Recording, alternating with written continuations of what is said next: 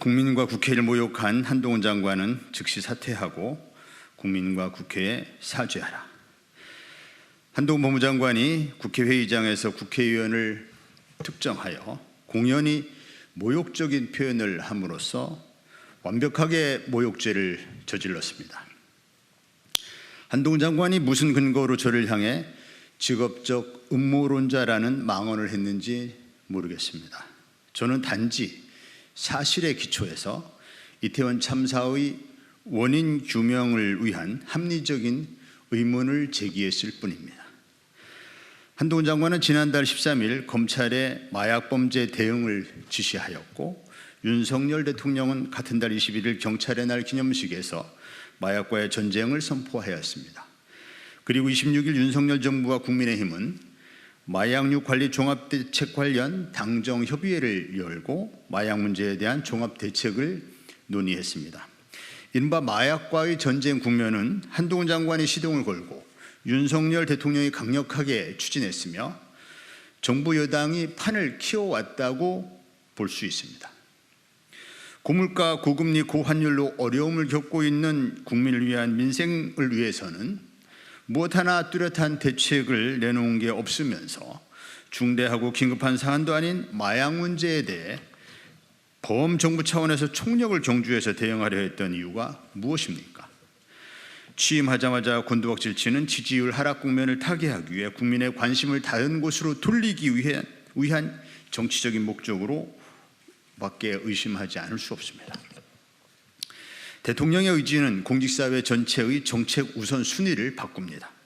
윤석열 대통령은 마약 단속에 강력한 의지를 밝혀왔고, 이에 따라 경찰은 마약 단속에 성과를 내는 것에 업무 우선순위를 둘 수밖에 없었습니다.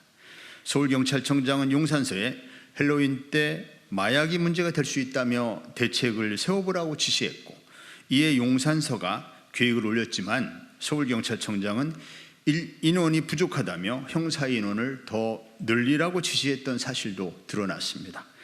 최초 용산서가 계획한 형사 인원은 16명이었지만 9명이 늘어났고, 서울청 마약범죄수사대 12명과 인접소 3개팀 13명이 추가돼 총 50명이 마약 수사에 동원됐습니다. 반면 시민 안전을 위한 경찰력 배치는 단 한 명도 없었습니다.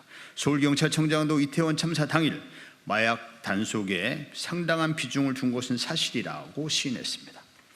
가장 중시해야 할 시민의 생명과 안전은 뒷전으로 밀려난 것 아닌가 하는 의문이 제기될 수 있음은 너무나 당연한 지적입니다. 절대로 일어나서는 안 될 대형 참사가 발생하게 된 원인을 다각도로 그리고 심층적으로 분석하는 것은 국회의원의 당연한 직무입니다. 이 같은 국회의원의 활동에 대해 행정부 소속 국무위원이 국회 회의장에서 공개적으로 모욕적인 발언을 함부로 쏟아내는 것은 국회의 존재를 무시하는 반헌법적, 반민주적 태도입니다. 참사의 진상을 규명하기 위해 상식적인 의문을 제기하는 국회의원을 모욕하는 것은 행정부를 견제하는 국회 활동을 부정하려는 비상식적인 발언이며 삼권 분립 정신을 훼손하는 망언입니다. 더구나 한동훈 장관은 예결위 답변에서 제가 한동훈 장관을 이태원 참사의 배후이자 주범으로 모는 내용의 발언을 했다고까지 주장했습니다. 명백한 허위사실임을 분명히 밝혀둡니다. 저는 그런 주장을 한 사실이 없습니다. 다만 한동훈 장관이 마약과의 전쟁 분위기를 선제적으로 만들었다고 했을 뿐입니다. 참사의 배후니 주범이라는 내용을 얘기한 적이 없습니다. 오히려 한 장관 스스로 마약과의 전쟁 이번 참사의 원인 중 하나라고 스스로 도둑이 제발저린 격이 아닌지 묻고 싶습니다. 한 장관의 발언은 현행법으로 체포돼야 할 수준의 명백한 범죄입니다. 즉각 수사기관에 고소하는 것은 물론 국무위원으로서 국회의원의 정당 활동을 왜곡하고 모욕한 정치적 책임을 묻겠습니다. 한동훈 장관은 검찰 독재의 최전방 공격수입니다. 윤석열 대통령의 낮은 지지율의 절반의 책임은 한동훈 장관에게 있습니다. 한동훈 장관은 국민과 국회에 사과하고 당장 장관직에서 물러나야 합니다. 아니라면 윤석열 대통령이 조속히 한동훈 장관을 해임하기를 바랍니다. 그것이 지금 민주공화국의 대통령이 해야 할 일입니다.